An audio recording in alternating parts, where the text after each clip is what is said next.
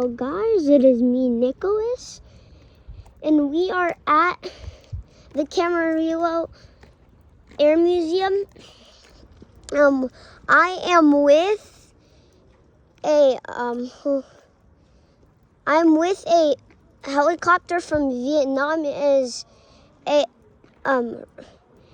military medical evacuation helicopter, and it's pretty cool because it carries like wounded soldiers. I know it's used in the Vietnam War.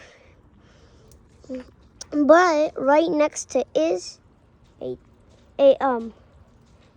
tank that carries soldiers.